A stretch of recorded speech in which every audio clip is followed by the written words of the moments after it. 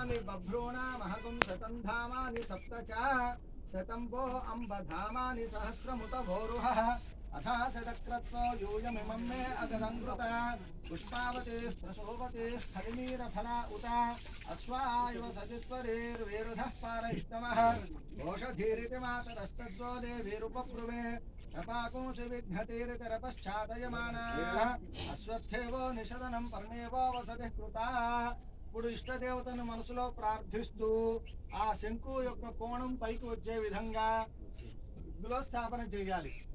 కోణం పైకి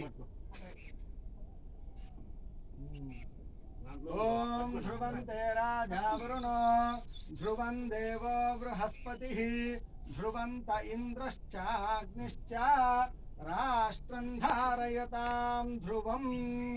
చుట్టూతో కొంచెం కొంచెం మాలు వేయండి. ధ్రువం ధ్రువేణ హవిషా శంకు పూర్తిగా కింద దాకా వెళ్ళిందండి. ధ్రువం ధ్రువేణ హవిషా తస్మై దేవా అధిబ్రువన్ అయం చ బ్రహ్మణస్పతిః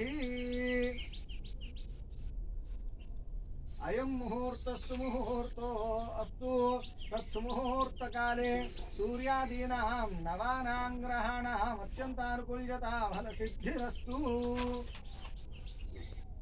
ఆ గంప మొత్తం పూర్తి చేయాలి. ముందు భక్ష్యం శంకు చుట్టూతా సీల్ చేయాలి.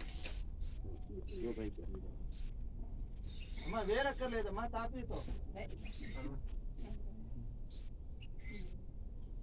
ఆ గంప మొత్తం పూర్తి చేయండి. శంకుస్థాపన ముహూర్త సుముహూర్తో అస్తు తత్సుముహూర్తకాలే సూర్యాదీనాం నవానాం గ్రహాణాం. మధ్యలో కుంట రావాలండి, మీరు చదువు చేయకూడదు. మధ్యలో ఇలా కొండలాగా రావాలి.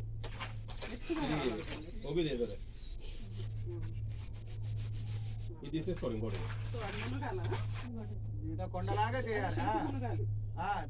ఉన్నదాన్నే తాపితో సరి చేయండి.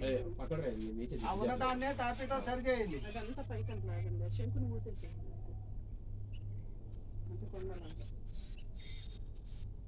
ఇక మిగిలిన అది ఆ చుట్టూతో ఉన్న ఇటుకల మధ్యలో సందులు ఉన్నాయి కదా, వాటిలో వేయండి.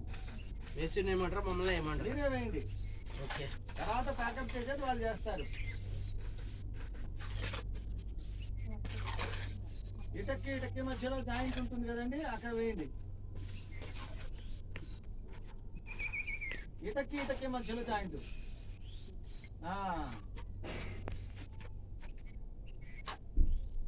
या जाता ओषधयो देवेभ्यः प्रियुगौ पुरा वन्दामि बभ्रूणामहगुं शतं धामानि सप्त च शतं वो अम्बधामानि सहस्रमुत